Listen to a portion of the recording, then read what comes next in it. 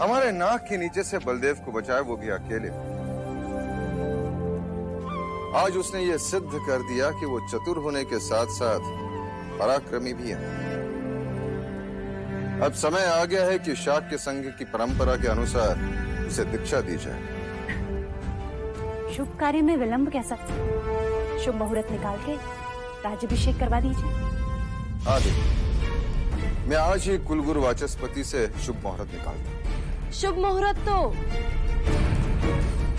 विवाह का निकालना चाहिए कुलगुरु से। विवाह का मुहूर्त?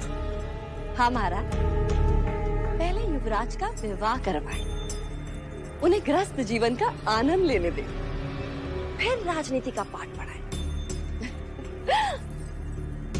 और फिर ये मुकुट उनके सर पर रखकर उन्हें सिंहासन सौंप।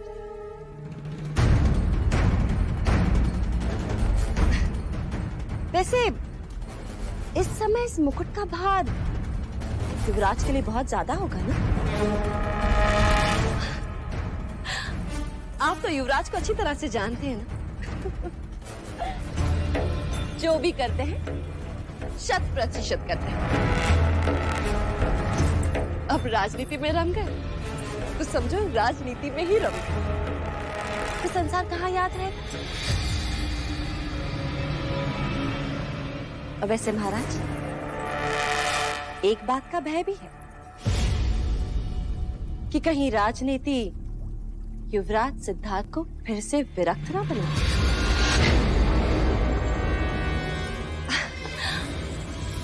और भले आपको दादाश्री बनने की जल्दी ना हो, परंतु महादेवी प्रजापति को तो। क्या कहना चाहती हो तुम? यही महाराज कि वसंत ऋतु का अवसर है, आयु भी हो चुकी है, यही सही समय है जब हमें युवराज और बाकी कुमारों का विवाह करवा देना चाहिए। क्यों महादेवी? हाँ देवी, मंगला दीदी ठीक कह रही है।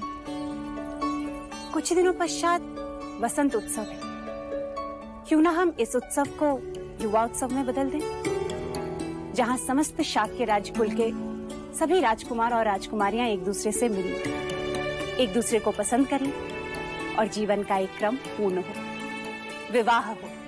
हाँ, और फिर युवराज सिद्धार्थ का राज्याभिषेक तो कभी भी कर सकते हैं, सिंहासन घर में ही तो है। अब वैसे लगे हाथ अमिता को भी आग्रहपूर्ण निमंत्रण देवता भेजते। यशोदा की आयु भी तो विवाह के योग्य हो गई है ना? आपने तो मेरे शब्द छीन लिए मंगला दीदी। देव, मंगला दीदी का विचार सराहनीय है।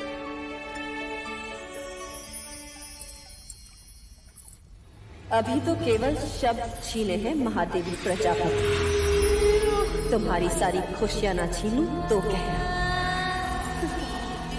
यशोदा को आने तो दो।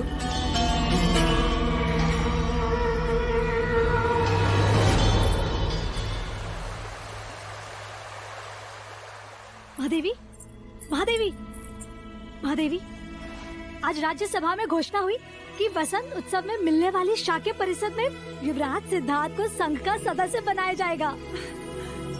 सच?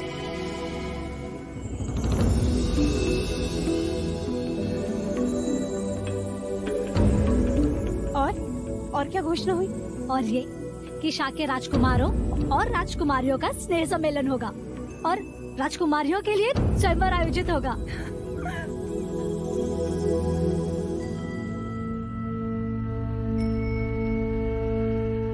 पर तू क्यों इतना खुश हो रही है?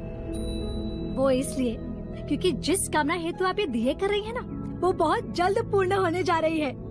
राजकुमारी यशोधरा आ रही है महादेवी, और अमिता दीदी के यहाँ देवदा में निमंत्रण भेजा जा चुका है। तुझे पता है, मुझे यशोधरा बहुत पसंद है। बस अब ये देखना है कि उसे भी सिद्धार्थ पसंद आ जाए। तो आप एक दिया और कीजिए, क्योंकि आपकी ये इच्छा तो कब की पूर्ण हो चुकी है। क्या? वो कैसे? महादेवी, यशोधरा की आंखों में मैंने युवराज सिद्धार्थ के लिए प्रेम देखा है, और देवदा जाते हुए कह रही थी कि देखना कुछ ही समय में मैं रानी बनकर लौटूंगी इस कपिलवस्तु में। और सिद्धार्थ की आंखों में क्या है लौशिका? प्रश्न। वो तो स्वयं नहीं जानते कि उन्हें यशोधरा से प्रेम हो चुका है। वो अब भी प्रेम की परिभाषा ही ढूंढ रहे हैं। वो भी जल्दी ही मिल जाएगी। बस आपको उन दोनों को एक करना है। लो, अब तो शगुन का घंट भी बज गया। ईश्वर ने भी अनुमति दे दी। अर्थात यशोधरा को भी साथ बुलाया है।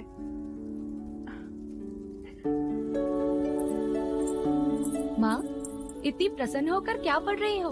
किसी के विवाह का निमंत्रण आया है क्या? हाँ, ऐसा ही समझ ले। कपिलवस्तु से आया है। वहाँ स्नेह सम्मेलन में युवा उत्सव का आयोजन भी किया गया है। शाक्य कुल के समस्त राजकुमार और राजकुमारी आएंगे वहाँ। और ये भी लिखा है कि हमारे बच्चे विवाह के योग्य हो गए हैं, इसलिए यशोधरा को भी साथ लाना। हाँ। अरे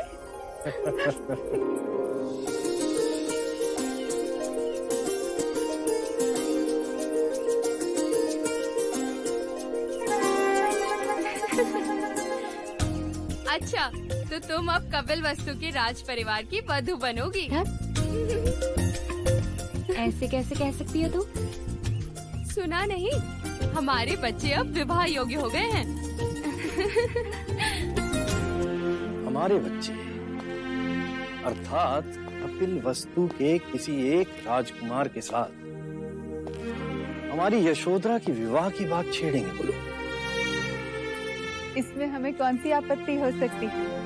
वैसे भी वो शाक्य कुलाधीश हैं। देवदत्त से बात चले तो मैं सोच भी सकूं, किंतु सिद्धार्थ के साथ कदापि नहीं। बता दो, युवराज सिद्धार्थ दिखने में कैसे हैं?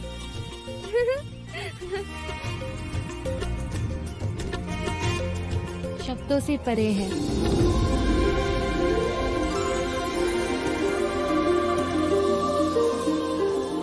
और उनकी आंखें प्रेम और करुणा से भरी है उनकी आंखें।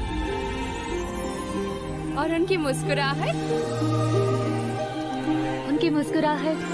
जो देखे मंत्रमुग्ध हो जाए। और उनकी वाणी